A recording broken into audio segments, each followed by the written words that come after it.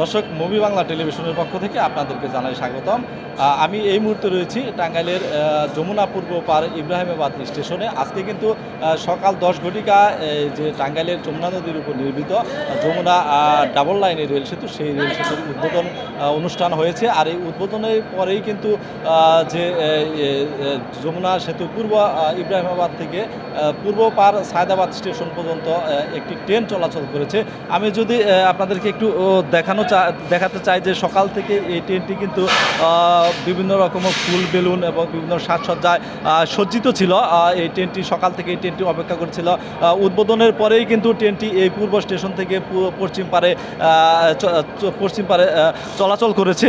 আসলে আরেকটি বিষয় আমি একটি জানিয়ে রাখি যে যমুনা যে সেতু রয়েছে সেই সেতুতে সংযোগ রেল লাইন ছিল।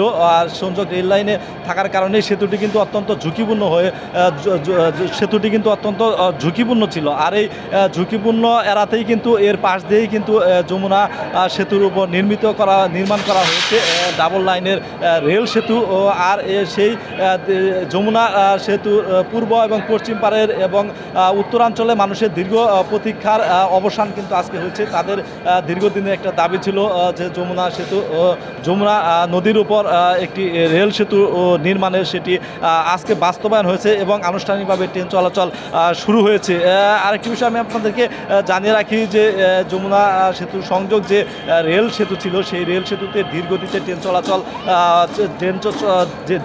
ট্রেন চলাচল হতো। এর কারণেই কিন্তু মানুষের ভোগান্তি ছিল।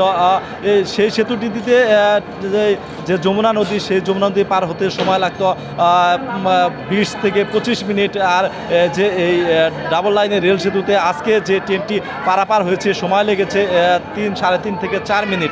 যাতায়াতের একটি অত্যন্ত সহজলভ্য হয়েছে। এছাড়াও এই সেতুটির উদ্বোধনের ফলে কিন্তু যে মানুষের যাতায়াত, যোগাযোগ ব্যবস্থা, অর্থনীতিতে সুফল বয়ে আনবে।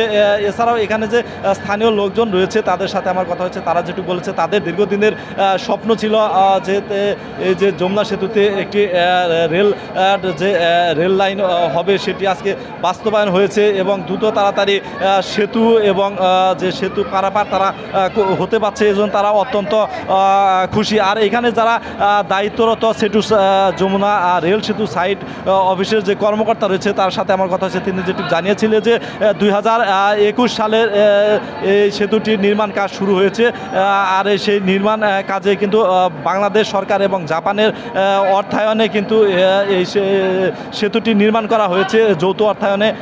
আর এই সেতুটি উদ্বোধন আগে পরীক্ষামূলক কয়েক ধাপে ট্রেন চলাচল হয়েছে। আর সেতুটির কোনো সমস্যা না থাকার কারণেই কিন্তু আজকে আনুষ্ঠানিকভাবে বাণিজ্যিকভাবে ট্রেন চলাচলের জন্য সেতুটি খুলে দেওয়া হয়েছে।